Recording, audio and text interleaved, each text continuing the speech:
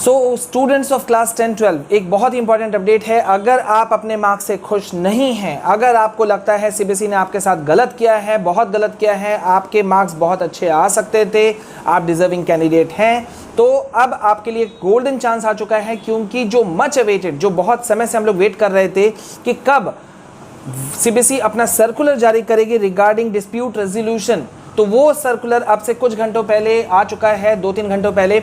और वो सर्कुलर जैसे ही रिलीज हुआ था, पूरे यूट्यूब पे सबसे पहले हम लाइव हुए थे आप सबके साथ में, और मैंने आपको एक्सप्लेन किया था। हालांकि उस वक्त मैं बाहर में था, लेकिन मैं कार से लाइव हुआ था और आप लोगों के साथ में आधा घंटा 40 मिनट रह करके मैंने उसको एक्सप्लेन किया, लेकिन पूरी तरह से एक्सप्लेन नहीं हो पाया था, क्योंकि ऑब्वियस सी बात है ये 4 पेज का सर्कुलर था, बहुत इंपॉर्टेंट सर्कुलर है ये, ठीक है। और आप किस तरह से अपने मार्क्स बढ़ा सकते हैं, या आपको कहाँ कहाँ इश्यूज़ है, आप अपने रिप्रेजेंटेशन कैसे देंगे, आप कैसे पहुँचेंगे सीबीएसई तक, ये सारा कुछ और जितने टाइप के डिस्प्यूट्स हैं वो सारा कुछ डिटेल्स इस सर्कुलर के अंदर में है। तो गाइज लाइव सेशन के दौरान ही आप में से बहुत सारे बच्चों ने बोला था कि इसको एक्सप्लेन कर दें, तो अगर मैं एक वीडियो के अंदर में मैं इसको एक्सप्लेन करूंगा गाइस तो ये मुश्किल हो जाएगा, लेकिन मैं मोटे तौर पे जो बड़ी बड़ी बातें हैं वो बता देता हूं। और सबसे मेन मुद्दा जो है कि आप किस तरह से एप्लीकेशन लिखेंगे, कैसे आप एप्लीकेशन फॉरवर्ड करेंगे, वो मैं अभी इस वीडियो के अंदर में बता दूंगा। तो प्लीज़ अगर आप पहली बार हमारे चैनल में आए हैं तो सबसे पहले आप हमारे इस चैनल को और हमारे दूसरे ऑफिशियल चैनल फॉर स्टडीज को सब्सक्राइब करना बिल्कुल नहीं भूलिए। हमारे 2 ही ऑफिशियल चैनल्स हैं, मैं रिपीट कर रहा हूं, for studies and Vishal Kumar Jaiswal, तो दोनों को सब्सक्राइब करके रखिए, क्योंकि लेटेस्ट ऑथेंटिक अपडेट सबसे पहले पूरी जिम्मेदारी के साथ में हम यूट्यूब पे आपको देते हैं। तो गाइज अभी यहां पे मिस करने वाला जैसा कोई पॉइंट नहीं रहेगा, 1 सेकंड भी आप मिस नहीं कर पाओगे। मैं यहां बता दूं कि सीबीएसई क्लास 10-12 का रिजल्ट डिस्प्यूट रेजोल्यूशन प्रपोजल जो था वो सीबीएसई बोर्ड के द्वारा वो रिलीज कर दिया गया है।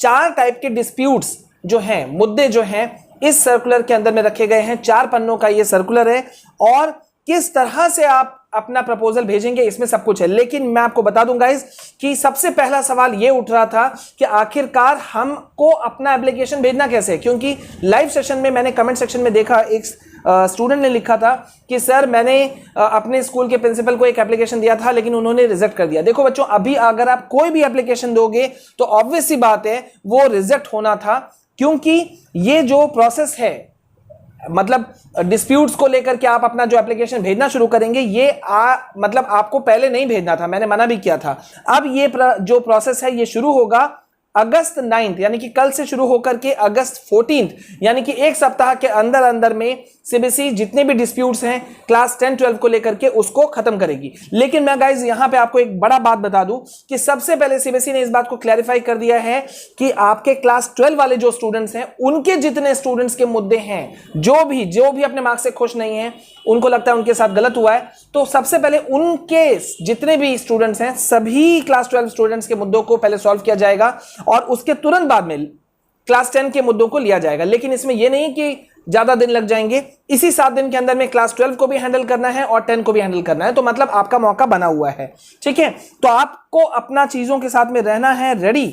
अब मैं यहां पे आपको बता देता हूं कि यहां पे मुद्दे जो हैं किस किस टाइप के हैं, कि कौन से 4 डिस्प्यूट्स को रखा गया है, पहले मैं आपको वो बता देता हूं। पहला जो टाइप 1 रखा गया है, उसमें रखा गया है कि कोई गलती अगर नहीं हुई है, ठीक है, मतलब आप अपने मार्क्स से खुश नहीं हैं, तो आप किस तरह से आगे जाएंगे। दूसरा है कि अगर आप जो एप्लीकेशन फॉरवर्ड करेंगे उसमें कोई मिस्टेक वाले केसेस निकल करके आएंगे, तो उसको टाइप 2 के अंदर में रखा है सीबीएसई ने, और टाइप 3 के अंदर में रखा है डिस्प्यूट्स रिगार्डिंग रॉन्ग कंप्यूटेशन और अपलोडिंग ऑफ रिजल्ट। मतलब सीबीएसई में जब मार्क्स चढ़ाया जा रहा था, चाहे वो क्लास 10 का हो, 12 का हो, उस समय कुछ गड़बड़ी हुई रिजल्ट अपलोड करते समय या कंप्यूटेशन के समय, तो उस तरह के जितने भी मुद्दे हैं वो टाइप 3 के अंदर में सीबीएसई ने रखा है। और टाइप 4 जो है वो हालांकि हमारे रेंज से बहुत बाहर है, डिस्प्यूट्स रिगार्डिंग पॉलिसी। तो पॉलिसी के रिगार्डिंग तो अभी कुछ भी बोल पाना संभव नहीं है, क्योंकि वो वैसे भी सुप्रीम कोर्ट में एक्सेप्ट हुआ है, ठीक है। तो लेकिन फिर भी सीबीएसई ने उसे टाइप 4 के अंदर में रखा। अब मैं आपको यहां पे ये बता दूं कि यहां पे आपको सीधा मैं सबसे पहले आपको बता दे रहा हूं कि आप किस तरह से अपना एप्लीकेशन भेजेंगे, प्रोसेस क्या रहेगा, हाउ टू डू रिप्रेजेंटेशन। आप अपना रिप्रेजेंटेशन कैसे भेजेंगे अपने मतलब प्रिंसिपल को। पहला बात मैं आपको क्लैरिफाई कर दूं कि आप सीबीएसई को डायरेक्ट कांटेक्ट नहीं कर सकते। आपको जो भी मुद्दा है, आप क्लास 12 के हो 10 के हो, आपको जो भी मुद्दा है आपको लिखना है एप्लीकेशन किसको, अपने स्कूल के प्रिंसिपल को, ठीक है। वहां से फिर वो प्रिंसिपल जो है आपका जो मुद्दा है, जो भी डिस्प्यूट है, उसको वो फॉरवर्ड करेंगे कमेटी की तरफ। अब यहां पे कमेटी की जहां बात आती है तो एक बड़ा गड़बड़ हो रहा है कि कमेटी वही है जिसने आपके रिजल्ट के वक्त में सारा काम किया था। तो ये चीज पे तो मैं खुश नहीं हूं, मैंने लाइव सेशन में भी कहा था, और ये मैं 2-3 दिन से, 4 दिन से, 5 दिन से, जब से रिजल्ट निकला है, मैं बार बार इसी बात को उठा रहा था कि अगर डिस्प्यूट कमेटी भी वही रहेगी जिसने कि पहले मार्क्स को बनाया है तो शायद स्टूडेंट्स खुल के सामने ना आ पाए। लेकिन कुछ नहीं किया जा सकता, सीबीएसई ने कंफर्म कर दिया है कि वही रहेगा कमेटी, ठीक है।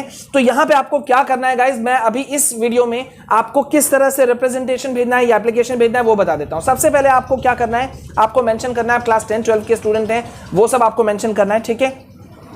अब dispute raised and representation in clear and brief language, आप जब अपने प्रिंसिपल को एप्लीकेशन लिखिएगा तो टू द प्रिंसिपल वगैरह सब कुछ तो रहेगा ही रहेगा। सब्जेक्ट में आप लिखेंगे, ठीक है, जो भी डिस्प्यूट है, ठीक है, वो आप सब्जेक्ट देंगे कि हाँ भाई मुझे ये प्रॉब्लम है, मतलब इस सब्जेक्ट में मेरे मार्क्स कम आए हैं, वो आप मेंशन करेंगे वहां पर। तो जो भी चीज है, आपका जो भी डिस्प्यूट है, उसको आप रिप्रेजेंटेशन एप्लीकेशन में जब लिखेंगे तो क्लियर और ब्रीफ लैंग्वेज, मतलब रामायण नहीं लिखना है, महाभारत नहीं लिखना है, लंबा चौड़ा नहीं होना चाहिए, छोटे शब्दों में आप अपना कंप्लीट करेंगे।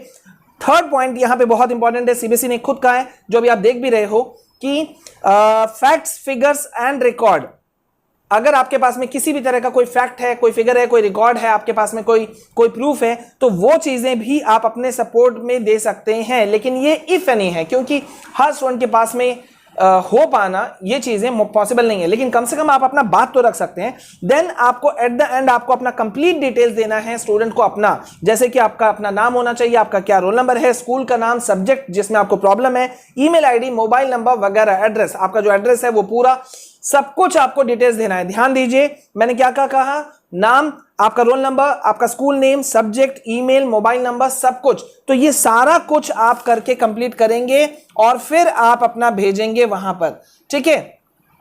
लेकिन अब यहां पे सीबीएसई ने एकदम कंफर्म कर दिया है कि 2 बातें आपको याद रखनी है, खास तौर पे अभी अगर क्लास 12 वालों की बात की जाए, कि अगर आप दिल्ली यूनिवर्सिटी में जाना चाहते हैं या किसी यूनिवर्सिटीज में, तो आप उसके लिए अप्लाई कर दीजिए।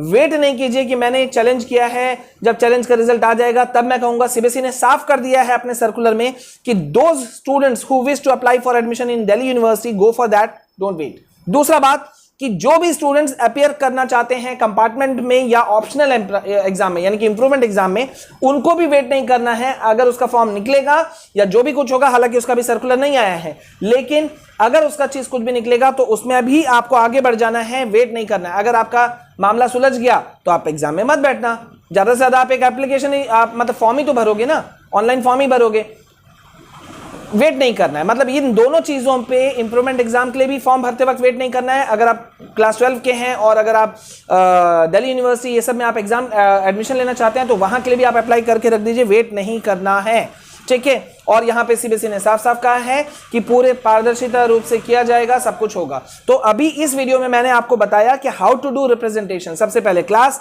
देन डिस्प्यूट, आपका जो रेज आपको है वो क्लियर और ब्रीफ लैंग्वेज में लिखना है, फैक्ट्स, फिगर, रिकॉर्ड्स कुछ है तो वो दे दीजिए, कंप्लीट डिटेल्स ऑफ कैंडिडेट वो सबसे लास्ट में रहेगा, ठीक है। तो गाइज अभी वीडियो आप देख ही रहे हो कि 8 साढ़े 8 मिनट का हो गया, सो प्लीज लंबा हो जाएगा। मैं आपको पूरा डिटेल्स कल मॉर्निंग में दे दूंगा और हो सकता है अभी से कुछ देर बाद में मैं लाइव भी आ जाऊं, कुछ कंफ्यूजन है वो तो वहां भी हम लोग डिस्कशन कर लेंगे, ठीक है। तो बने रहिए हमारे साथ में। And yes, for studies and Vishal Kumar Jaiswal, ये 2 ही हमारे ऑफिशियल चैनल्स हैं जो डील करते हैं जितने भी जो स्टूडियस, मतलब जितने भी क्लासेस हैं, सीबीएसई बोर्ड हो या जितने भी बोर्ड्स हो, सब पे वहां पे डील करते हैं, ठीक है। तो please go for that, subscribe कीजिए, लाइक कीजिए, शेयर कीजिए, कमेंट जरूर कीजिएगा। बने रहिए मेरे साथ में, मिलते हैं नेक्स्ट वीडियो में। जय हिंद, जय भारत।